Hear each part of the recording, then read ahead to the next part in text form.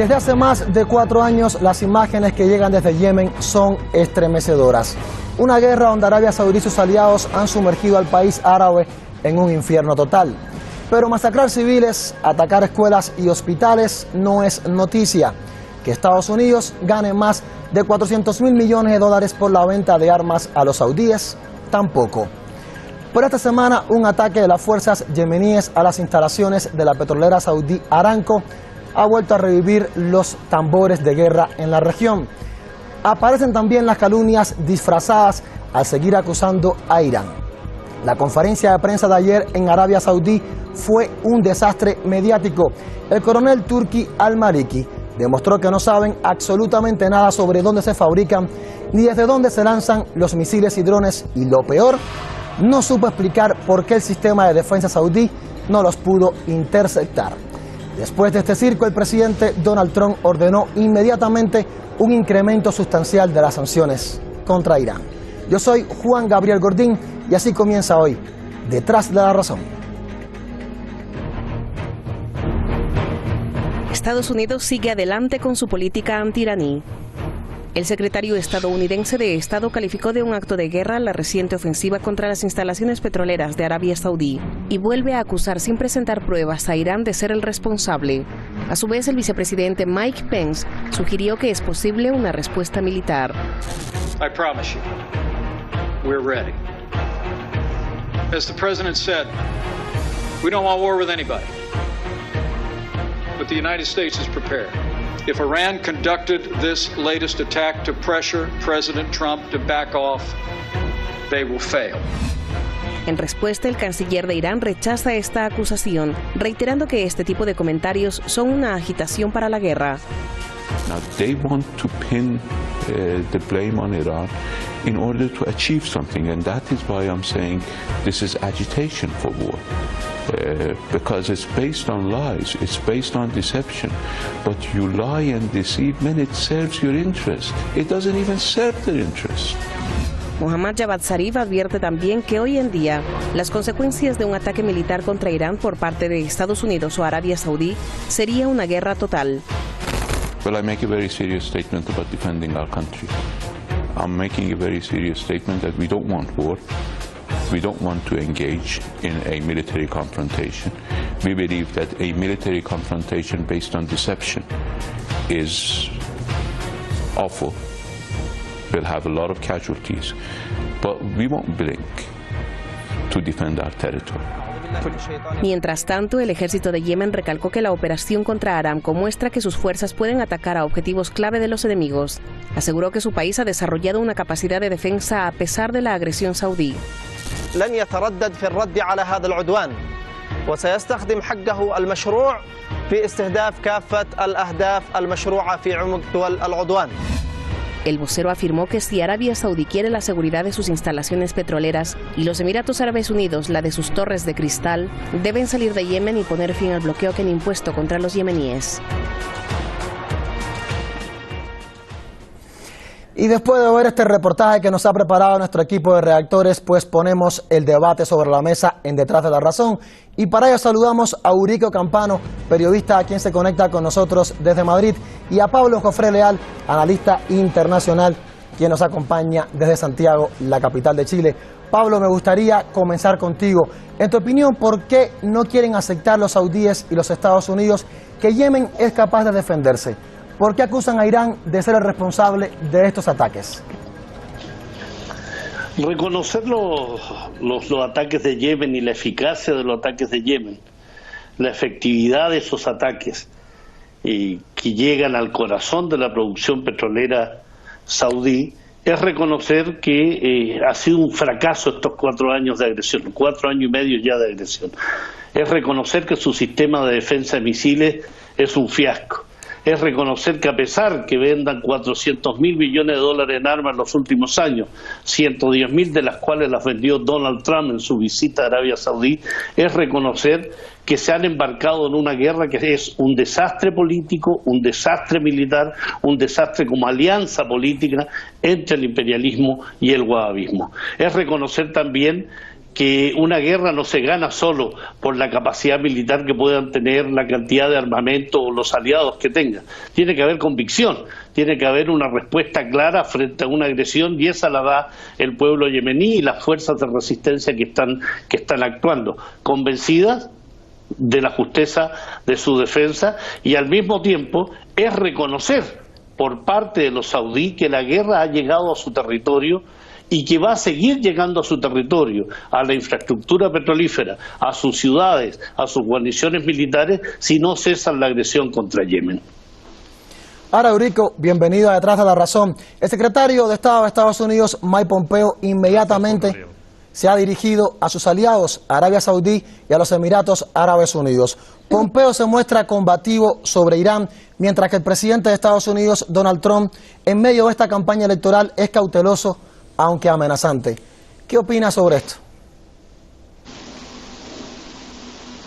Pues que la diplomacia norteamericana en esta ocasión y en algunas otras, yo llevo, como se sabe ya, meses siendo bastante crítico en esta mesa contra la política exterior norteamericana, se le ha vuelto a ir de las manos la jugada. Ellos tratan de establecer cortinas de humo contra una decisión absolutamente torpe, errónea, aparte de contraria a la legalidad internacional, como fue la tomada por Trump de romper el acuerdo con Irán de 2015, con la censura, por cierto, de la Unión Europea, y no cesan de buscar excusas, no cesan de buscar argumentos dentro de una diplomacia cada vez más belicista, más subida de tono. Tampoco hay que olvidar, ya lo hemos dicho en varias ocasiones en esta mesa también, que Trump está a poco menos de un año aproximadamente de afrontar una reelección o no, y esto hace especialmente delicada cada palabra y cada actitud que el presidente, que aspira a seguir siéndolo, supongo, tome. Lo cierto y verdad es que, como bien se ha dicho en el reportaje de entrada, ni hay pruebas suficientes, las cosas como son, porque si las hubiera no estaríamos hablando de esto, y cabe recordar que el mayor actor, utilizador, valga el palabra, de drones en Oriente Medio es precisamente Estados Unidos, no Irán. Es una tecnología, por lo demás, que está haciendo de oro, más todavía de lo que ya eran, a los traficantes de armas internacionales.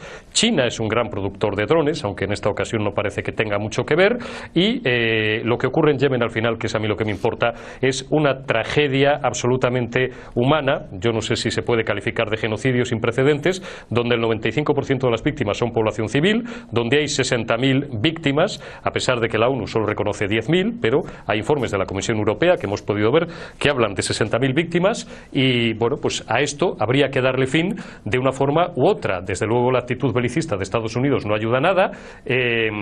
Irán, cuyos rumores sobre la intervención en esta guerra civil cruenta que vive Yemen son muy viejos, sobre todo a través de los rebeldes hutíes, pero yo creo que se está manteniendo en una posición relativamente inteligente, y sigo echando de menos vida inteligente en la ONU, ese organismo supranacional que hace muchos años que debería haber sido cerrado o liquidado por derribo y que no vale absolutamente para nada. Ahora, Pablo, me gustaría hablar sobre todo de la vulnerabilidad que han mostrado estos ataques a la infraestructura de Arabia Saudí, sobre todo a la infraestructura petrolera, porque ¿dónde están los sistemas de defensa que Arabia Saudí gastó tantos millones de dólares en comprarle a los Estados Unidos? Se ha puesto en evidencia la efectividad del sistema Patriot. ¿Qué opinas al respecto? ¿Qué lectura le podemos dar a esta vulnerabilidad que ha demostrado Arabia Saudí? Bueno, Juan, quiero primero coincidir absolutamente respecto a que el drama principal lo vive la sociedad yemení. Sus muertos, sus heridos, la destrucción, el bloqueo naval, terrestre, aéreo que sufre a manos de esta coalición encabezada por Arabia Saudí es un drama humanitario, y yo creo que ya está entrando en la categoría de genocidio en la medida que no se dejan entrar alimentos, no se deja entrar tecnología, no se dejan entrar insumos, alimentos, etcétera, etcétera. Dicho eso, creo que en el plano de este sistema de defensa de misiles que Arabia Saudí le ha comprado a Estados Unidos y que ha mostrado su poca efectividad porque indudablemente los golpes que ha dado la resistencia yemení no solo han atacado la infraestructura petrolífera saudí, han atacado también las ciudades del sur de Arabia Saudí, han alcanzado las guarniciones militares con tropas saudíes, con tropas de coalición y las tropas de mercenarios. Ahí tendría que haber una revisión muy clara, y hay muchos países de la zona que están bastante asustados respecto a la efectividad del sistema Patriot o este escudo de misiles que Estados Unidos suele vender. Uno de ellos es indudablemente Israel, que basa su defensa en este sistema de misiles. Tendría que verlo también Jordania, tendría que verlo otros países de la zona que se han llenado de sistemas de misiles, de armamento y de sistemas multipropósitos de parte de Estados Unidos, y que aquí en el caso de Yemen con Arabia Saudí están viendo que con unos drones bastante económicos desde el punto de vista del gasto militar, así reconocido por una serie de medios internacionales como el de New York Times, que citando a una ONG holandesa especializada en la investigación de drones, ha señalado que los drones utilizados por Yemen no sobrepasan los $15.000 o quizás menos. Qué distinto a aquel dron derribado por Irán en el Golfo Pérsico que costó $240 millones por parte de Estados Unidos.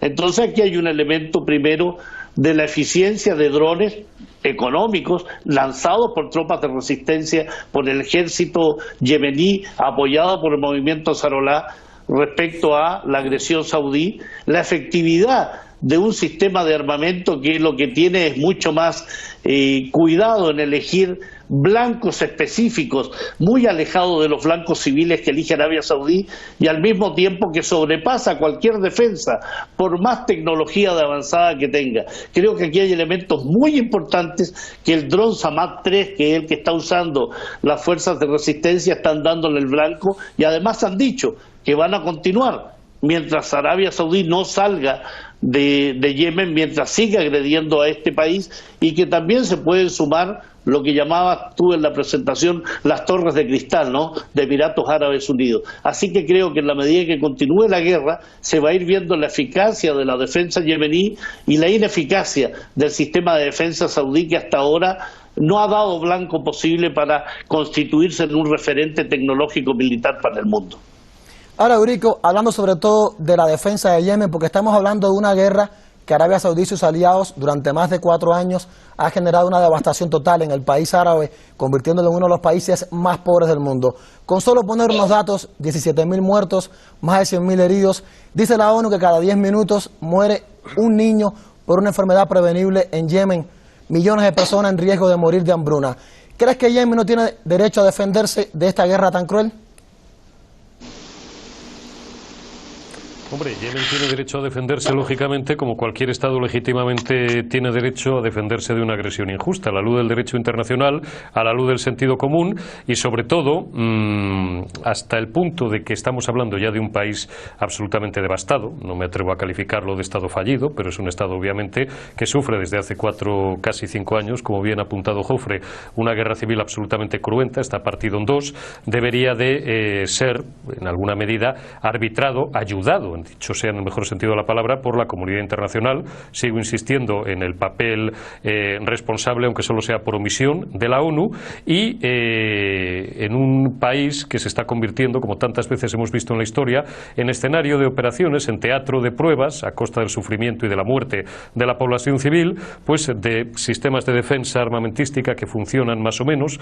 Pablo lo ha explicado muy bien desde un punto de vista técnico. Yo creo que ahí los Estados Unidos están todavía más escocidos, valga la expresión, que la propia Arabia Saudí, porque claro, es que son los que han vendido sus sistemas de defensa, y si no están funcionando, pues alguien tiene un problema, ¿no? Porque se supone que habrán cobrado muchos millones o miles de millones de dólares por ellos, ¿no? Tan es así que la dialéctica de Mike Pompeo es especialmente agresiva y especialmente virulenta. Ha calificado estos ataques, que insisto, su autoría no está probada, de acto de guerra, que es una frase que yo no le he escuchado en tamaña medida a nadie del gobierno gobierno bueno, pues saudí en este caso, que ha sido el principal afectado y que además ha recibido un golpe muy duro, ha visto muy disminuida su capacidad de producción de petróleo, ni a ningún otro responsable internacional.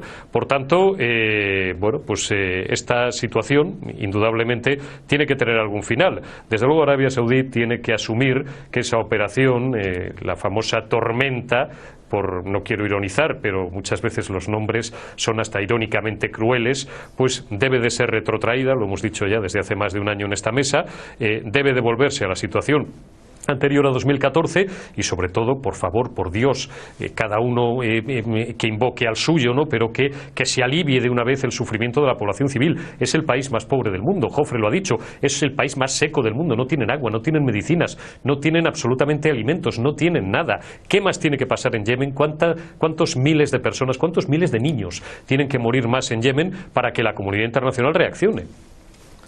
Ahora, Pablo, me gustaría quedarme con unas interrogantes que hacía el presidente de Irán, Hassan Rouhani.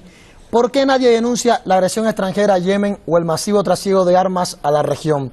¿Y por qué nadie se queja de la venta de 400.000 millones de dólares de armas estadounidenses a Arabia Saudí, mientras que Riad y sus aliados sí pueden estar molestos con este contraataque de Yemen? ¿Qué opinas? Bueno, lo que ha establecido la dirigencia iraní, en específico el presidente Hassan Rouhani, es muy acertado. Primero, ¿quién comenzó el conflicto? Se preguntaba el presidente de Irán, ¿no? No los yemeníes, fue Arabia Saudí, los Emiratos Árabes Unidos, Estados Unidos, ciertos países europeos y el régimen sionista. Son ellos los que han impulsado esta guerra de agresión y crimen contra Yemen.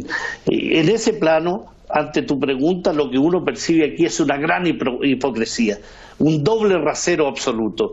Preocupación por el petróleo que va a dejar de vender Arabia Saudí y escasísima preocupación por los miles de muertos, gran parte de ellos, como bien lo decía Eurico, población civil.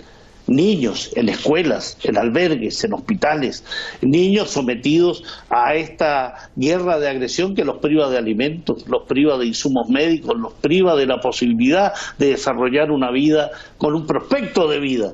Por tanto, aquí hay una enorme hipocresía por parte de los mismos que le han insuflado, que les han vendido armas a los saudíes.